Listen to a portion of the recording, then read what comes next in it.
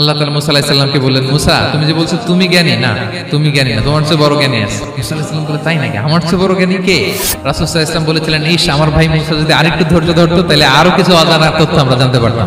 জানার কোনো শেষ নেই, জাননেওয়ালার উপরও জাননেওয়ালা আছে, জ্ঞানীর উপরও জ্ঞানী আছে। আপনি কিছু জেনেই মনে করবেন না আমি সব জানি। কোরআন হাদিস পড়লেই আপনি জ্ঞানী হয়ে জানেন। এটা কোরআন হাদিস পড়তে হয়, এটা ডাইজেস্ট করতে হয়, এটার উপর আমল করতে হয়। এই জ্ঞান অর্জন শেষে এরপরে আল্লাহর প্রিয় বান্দাদেরকে আল্লাহ অন্তরে ইলমের নূর দেন, ইলহাম দেন। That is the knowledge, that is the pure knowledge.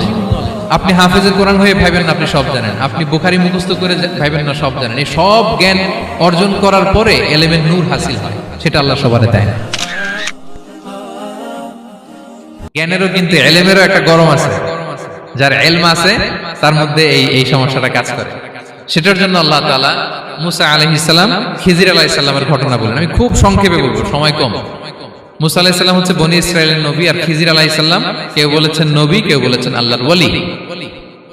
আসলে আরবিতে ওনার নাম খদির, আমরা বাংলায় বলি খিজির। খদির মানে সবুজ। উনি যে কোনো জায়গায় বসলে ওখানে মরা গাছ লতা পাতা এগুলো সবুজ হয়ে যেত। অনুর্বর এলাকার উপর দিয়ে হেঁটে গেলে ওটা উর্বর হয়ে যেত। তো মুসা আলাইহিস সালাম একবার ওয়াজ করতেছেন এইভাবে বনি ইসরাইলের সামনে, খুতবা দিচ্ছেন। হঠাৎ এক লোক দাঁড়ায় বলে, ইয়া নবী আল্লাহ, মান আ'লামু ফিল আরদ, বর্তমান পৃথিবীতে সবচেয়ে জ্ঞানী কে? মুসা আলাইহিস সালাম বললেন, ফাকালা আনা, আমি। কি বললেন? উনি আসলে ভুল কিছু বলেন নাই, কারণ প্রত্যেক জামানার নবীকেই আল্লাহ তাআলা সবচেয়ে বেশি জ্ঞান দিয়ে পাঠান, কারণ তার কাছে ওহীর জ্ঞান আসে, অদৃশ্যের খবর আসে, ইলমুল গায়ব আসে। কিন্তু এই উত্তরটা আল্লাহ তাআলার পছন্দ হয় না। আল্লাহ তাআলা চাচ্ছিলেন মুসা যদি বলতো আল্লাহ তাআলাই জানে কে জ্ঞানী বা আল্লাহই সবচেয়ে জ্ঞানী, এরকম হলে ভালো হতো। কিন্তু মুসা আলাইহিস সালাম কি বলছে? আমি। এখন প্রশ্ন করলো সবচেয়ে বড় জ্ঞানী কে? উনি কি বললেন? আমি। এই যে আমি এটাতে ঝামেলা আছে। আমি বড়, আমি জানি, আমি সব। This is problematic. আল্লাহ এটা পছন্দ করলেন না। আল্লাহ তাআলা মুসা আলাইহিস সালামকে বললেন, মুসা তুমি যে বলছো তুমি জ্ঞানী, না তুমি জ্ঞানী না, তোমার চেয়ে বড় জ্ঞানী আছে। মুসা আলাইহিস সালাম বলে, তাই নাকি? আমার চেয়ে বড় জ্ঞানী কে? তো আল্লাহ তাআলা বললেন, ইযহাব ইলা মাজমাইল বাহরাইন, দুই সাগর বা দুই নদীর মিলনস্থলে যাও, ওখানে আমার এক বান্দা আছে তোমার চেয়েও জ্ঞানী। মুসা আলাইহিস সালাম বললেন, তাই নাকি? তো আল্লাহ আমি কিভাবে চিনব? উনি কোথায় থাকে কিভাবে বুঝবো? আল্লাহ বললেন, একটা বড় মাছ নাও, এটাকে ফ্রাই করো, এটাকে ফ্রাই করে একটা ঝুড়ির ভেতরে নাও, যেখানে এই মাছটা সাগরে ঢুকে যাবে ওখানে আমার বান্দাকে পাবে। তো উনি ওনার সহযোগী ইউশা ইবনে নুনকে নিয়ে হাঁটতে লাগলেন। হাঁটতে হাঁটতে এক জায়গায় ক্লান্ত হয়ে পাথরের পাশে বিশ্রাম নিলেন। ওই পাথর থেকে আবার এক ধরনের পানি বের হয়, এই পানিটারে বলে আবে হায়াতের পানি, মাউল হায়াত, জীবন নদীর পানি। এই পানি কোনো মৃত প্রাণী বা বস্তুর গায়ে লাগলে ওটা জীবিত হয়ে যায়। তো ওনারা পাথরে হেলান দিয়ে বিশ্রাম নিচ্ছিলেন। ওই পানি ওই ফ্রাই করা মাছের গায়ে লাগার সাথে সাথে মাছ জীবিত হয়ে ঝুড়ি থেকে বের হয়ে সাগরে ঢুকে গেছে। ওনারা আর খেয়াল করেন না। এরপর আবার হাঁটতে লাগলেন। হাঁটতে হাঁটতে যখন ক্লান্ত তখন বলে, এই ইউশা আমাদের ওই মাছ ফ্রাই মাছটা দাও, এখন খাই। ঝুড়ি খুলে দেখে মাছ নাই। মাছ গেল কোথায়? তখন ইউশা বলল, হয়তো আমরা যে পাথরের ওখানে বিশ্রাম নিয়েছিলাম ওখানে আমরা মিসিং, ওখানে হারাই ফেলছি। চলো চলো, আরে ওইদিকে তো যাইতে হবে আমাদের। উনি গেলেন, যে দেখে মাছ যে জীবিত হয়ে বালুর দিকে নাড়াচাড়া করতে করতে সাগরে ঢুকে গেছে, ওখানে দাগ আছে। মুসা আলাইহিস সালাম ঢুকলেন সুরঙ্গ, ঢুকে দেখে চাদর গায়ে দিয়ে এক লোক শুয়ে আছে। সালাম দিলেন, আসসালামু আলাইকুম। ওই লোক চাদর আর সরায় না, ভিতর থেকে বলতেছে ওয়া আলাইকুম আসসালাম। তো চাদরের ভিতর থেকে উনি বলে, মান আন, তুমি কে? মুসা আলাইহিস সালাম বললেন, আনা মুসা, আমি মুসা। উনি বলেন, মুসা বনি ইসরাইল, বনি ইসরাইলের মুসা? বলেন, হ্যাঁ। কেন এসেছো? এবার চাদর খুললেন। বলতেছে, আপনার কাছ থেকে কিছু শিখতে আসছি। আল্লাহ বলছে আপনি নাকি সবচেয়ে বড় জ্ঞানী।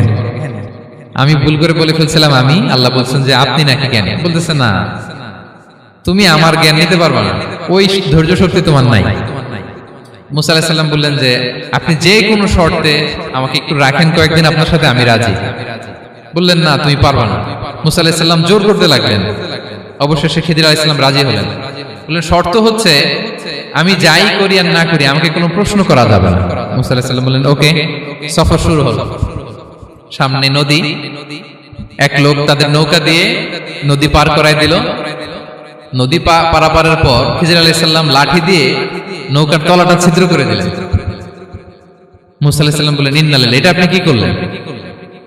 ওরা আমাদেরকে নদী পার করে দিল, আর যে ভাড়াটা আসছিল এটাও নিল না, আমাদেরকে সম্মান দেখালো, আপনি নৌকা ছিদ্র করে দিলেন। খিজির আলাইহিস সালাম বলছে, এই যে আমি বলছিলাম না তুমি ধৈর্য ধারণ করতে পারবে না, যাও তোমার রাস্তায় তুমি, আমার রাস্তায় আমি। মুসা আলাইহিস সালাম আবার ক্ষমা চাচ্ছেন যে আপনি আমার ক্ষমা করেন, আমি তো ভুলে গেছি, আর প্রশ্ন করবেন না। চলতে লাগলেন। হঠাৎ বাচ্চারা খেলতেছে, এক বাচ্চাকে ধরে হত্যা করলেন খিজির আলাইহিস সালাম। এবার তো মুসা আলাইহিস সালাম রেগে গেছে, আপনি করলেনটা কি? নিষ্পাপ ফুলের মতো শিশুকে হত্যা করলেন। খিজির আলাইহিস সালাম বলে, এই যে আমি জানতাম যে তুমি ধৈর্য ধারণ করতে পারবে না, তোমার রাস্তা এক, আমার রাস্তা আরেক, যাও। এবার মুসা আলাইহিস সালাম করজোর করতেছে যে this is the last chance, একটা ফাইনাল চান্স দেন, একটা সুযোগ দেন, আর আমি প্রশ্ন করব না, এটাই লাস্ট। বলেন ওকে ঠিক আছে। হাঁটতে হাঁটতে এক ইহুদি বসতির সামনে যে হাজির, দুজনই খুব ক্ষুধার্ত, খাবার চাইলো, এরা আবার কৃপণ, খাবার দিল না। তো খিজির আলাইহিস সালাম বললেন ঠিক আছে, খাবার যেটা দিচ্ছেন আমরা চলে যাই। যাওয়ার পথে দেখতেছে এই এলাকার একটা দেয়াল ভেঙে পড়ে যাবে। তিনি বললেন মুসা চলো এটা ঠিক করে দেই। দুইজন মিলে প্রচন্ড ক্ষুধায় এটা সেটা এনে দেয়ালটা তৈরি করতেছে। মুসা আলাইহিস সালাম তো এমনি রাগী, পেটে আবার ক্ষুধা, আবার বলছে কিছু বলাও যাবে না। তিনি এবার আর প্রশ্ন করেন, বলতেছে ওরা এত কিপটামি করলো আর আপনি এটা করে দিলেন, আপনি তো চাইলে এটা টাকা নিতে পারতেন, পারিশ্রমিক নিতে পারতেন চাইলে। এই কথা বলার পর খিজির আলাইহিস সালাম বললেন হাযা ফিরাকু বাইনি ওয়া বাইনি, এখানেই তোমার আর আমার সেপারেশন,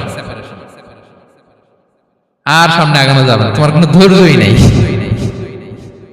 তো এতটুকু তোমাকে আমি বলি যে আমি একটাও আল্লাহর আদেশ ছাড়া করি নাই, আল্লাহর আদেশে আমি করেছি। কি? এক নম্বর হচ্ছে ওই যে আমাদের ভাড়া নিতে চাইলো না, আমাদেরকে পার করে দিল, নৌকাটা ছিদ্র করেছি কারণ এই এলাকায় একজন জালিম বাদশা আছে, সে নৌকা পেলেই গরিব মাঝিদের নৌকা সিজ করে নিয়ে যায়। তো এটাকে যখন তলায় ছিদ্র করে দিছি, এই রাজার লোকেরা এসে দেখবে যে এটা তলা ছিদ্র, পানি ঢুকতেছে, এটা নিবে না, ওরা পরে সামহাও এটা রিপেয়ার করে চালাইতে পারবে। মুসা আলাইহিস সালাম বলে সুবহানাল্লাহ, তাই তো, এটা তো আমি বুঝতে পারি নাই। আর ওই ছোট শিশুটাকে হত্যা করছি, ও অনেক বড় জালিম হবে এলাকা, তার ফিতনায় এলাকাবাসী তটস্থ থাকবে, সে তার মা বাবাকেও জাহান্নামে নেবে। এজন্য আল্লাহ তাআলা আদেশ দিয়েছেন আমাকে, আল্লাহর আদেশে আমি তাকে হত্যা করেছি। মুসা আলাইহিস সালাম বললেন তাই তো, এটা তো অনেক ভালো কাজ করছেন। তাইলে তো বলতেছে তাহলে ওইটা বলেন, খাবারও দিল না, এত কৃপণ, এদের দেয়াল কেন ঠিক করতে গেলেন আপনি? তখন তিনি বললেন যে আসলে এটা একটা ইয়াতিমদের ঘর ছিল, দুইটা ইয়াতিম শিশু, তাদের বাবা মা খুব ভালো ছিল, আর এই দেয়ালের নিচে আছে গুপ্তধন, এই দেয়ালটা পড়ে যাবে, এই গুপ্তধন তারা ছোট মানুষ নিতে পারবে না, এলাকাবাসী তাদেরকে বঞ্চিত করে নিয়ে যাবে।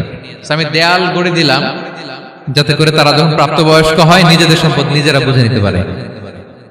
সুবহানাল্লাহ বিহামদি। মুসা আলাইহিস সালাম বলে তাই তো, এগুলো তো আমি বুঝতে পারি নাই। তো এই ছিল খুব সংক্ষিপ্ত পরিসরে মুসা আলাইহিস সালাম খিজির আলাইহিস সালামের ঘটনা। তো রাসূল সাল্লাল্লাহু আলাইহি ওয়াসাল্লাম বুখারীতে একটা চমৎকার কথা বলেছেন, তিনি বলেছিলেন ওয়াদিদনা আন্না মুসা সাবার হাত্তা ইউকাসসা আলাইনা মিন আমরিহিমা।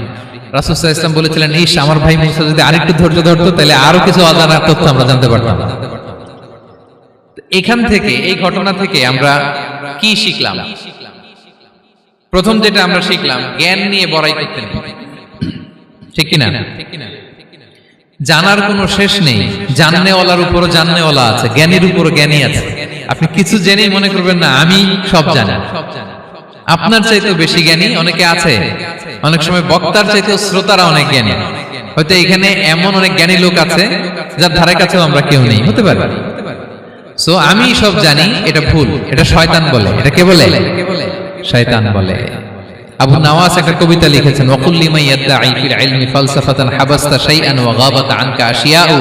কেউ যদি বলে আমি সব জানি, তুমি তাকে বৃদ্ধাঙ্গুলি দেখিয়ে বলো আপনি কিছুই জানেন না, আপনি অল্প কিছু জেনেছেন, জানার এখনো অনেক বাকি।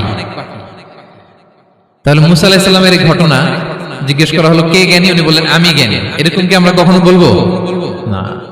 সবচাইতে বড় জ্ঞানী কে? ওয়া ফাওকা কুল্লি যী ইলমিন আলিম। সবচাইতে বড় জ্ঞানী আল্লাহ তাআলা। সো জ্ঞান নিয়ে আমরা অহংকার করব না। দুই নম্বর যে শিক্ষাটা আমরা পাই, ওই যে নৌকা দিয়ে পারাপার হচ্ছিল, তখন একটা চড়ুই পাখি এসে সাগরের মধ্যে মুখ দিয়েছিল। তো খিজির আলাইহিস সালাম বললেন মুসা, তুমি কি চড়ুই পাখিটা দেখতে পাচ্ছ? হ্যাঁ দেখতে পাচ্ছি। চড়ুই পাখিটা যে সাগরে মুখ দিলে দেখতে পাচ্ছ? হ্যাঁ দেখতে পাচ্ছি। তখন খিজির আলাইহিস সালাম বললেন চড়ুই পাখিটা সাগরে মুখ দিয়ে পানি খাওয়ার পরে চড়ুই পাখির ঠোঁটে বা চঞ্চুতে যতটুকু পানি লেগে আছে, এই পানিটা হচ্ছে তোমার, আমার এবং মহাবিশ্বের আমাদের সকলের জ্ঞান। আর এই মহাসাগরের সকল পানি হচ্ছে আল্লাহ তাআলার জ্ঞান। আল্লাহ তাআলা বলেছেন ওমা উতিতুম মিনাল ইলমি ইল্লা কালিলা, আমি তোমাদেরকে একেবারে অল্প জ্ঞান দিয়েছি, একেবারে অল্প। এই রহস্যে ঘেরা এই মহাবিশ্বের অনেক কিছু আমাদের অজানা প্রিয় ভাইরা, আমরা অনেক কিছু জানি না, আমাদের এই লিমিটেড নলেজে এগুলো ধরে না, তারপর আমরা জ্ঞানের বড়াই করি। আপনারা উপমাটা বুঝতে পারছেন? একটা নৌকা থেকে চড়ুই পাখি ঠোঁট দিয়ে পানি খাচ্ছে, পানি খাওয়ার পরে স্বভাবতই চড়ুই পাখির ঠোঁটে একটু পানি তো লাগবে। খিজির বললেন যে এই পানিটা হচ্ছে তোমার আমার পৃথিবীর সবার জ্ঞান, আর এই সাগরের বাকি পানিগুলো কার জ্ঞান? এবার বুঝতে পারছেন আল্লাহ তাআলার জ্ঞানের পরিধি। আমরা জ্ঞান নিয়ে যেন কখনো কি না করি, বড়াই না করি। জ্ঞান দুই ধরনের, একটা বাহ্যিক জ্ঞান, একটা অন্তর্নিহিত জ্ঞান। External knowledge, internal knowledge. আমরা যখন কোরআন হাদিস পড়ি আমাদের বাহ্যিক জ্ঞান অর্জন হয়। কোরআন হাদিস পড়লেই আপনি জ্ঞানী হয়ে যান। এটা কোরআন হাদিস পড়তে হয়, এটা ডাইজেস্ট করতে হয়, এটার উপর আমল করতে হয়। এই জ্ঞান অর্জন শেষে এরপরে আল্লাহর প্রিয় বান্দাদেরকে আল্লাহ অন্তরে ইলমের নূর দেন, ইলহাম দেন। That is the knowledge, that is the pure knowledge. আপনি হাফেজে কোরআন হয়ে ভাবেন না আপনি সব জানেন, আপনি বুখারী মুখস্থ করে ভাবেন না সব জানেন। এই সব জ্ঞান অর্জন করার পরে ইলমের নূর হাসিল হয়, সেটা আল্লাহ সবারে দেয় না। সো এই অন্তর্নিহিত জ্ঞান, দূরদৃষ্টি, farsightedness, that is the pure knowledge. এটার জন্য বছরের পর বছর, যুগের পর যুগ সাধনা করতে হয়। সেটার জন্য এই জ্ঞান অর্জনের জন্য তিনটা জিনিস করতে হয় ইলমের নূর অর্জনের জন্য। কয়টা? এক হচ্ছে বিনয়, দুই হচ্ছে সফর, তিন হচ্ছে সবর। আবার বলি, এক হচ্ছে বিনয়, দুই হচ্ছে সফর, তিন হচ্ছে সবর। আল্লাহ তাআলা আল্লাহর নবীকে তাওরাত দেওয়ার পরেও আরো ট্রেনিং সেশন করাইছেন খিজির আলাইহিস সালামের কাছে। যাও, ওনার কাছে গেলে তুমি ছোট হবা, নত হবা। জ্ঞান যদি আমি নিতে চাই আমাকে ছোট হইতে হবে। ধরেন একটা গ্লাস থেকে একটা খালি গ্লাসে পানি ঢালবো, তো যেটাতে নেওয়া হবে এটা উপরে থাকলে হবে? যে গ্লাসটার মধ্যে পানি আছে এটা উপরে থাকবে, ওইটা ব্ল্যাঙ্ক গ্লাসের মধ্যে পড়বে। আপনি নলেজ ইলম নিতে চাইলে আপনাকে নিচে থাকতে হবে, উনি উপরে থাকবেন। আপনার শায়েখ আপনাকে দিবে, আপনার উস্তাদ আপনাকে দিবে, আপনার মুর্শিদ আপনাকে দিবে। বুঝতে পেরেছেন? তাহলে আমাদেরকে হাম্বলনেস লাগবে, শিখতে হইলে হাম্বল হইতে হয়, বিনয়ী হইতে হয়।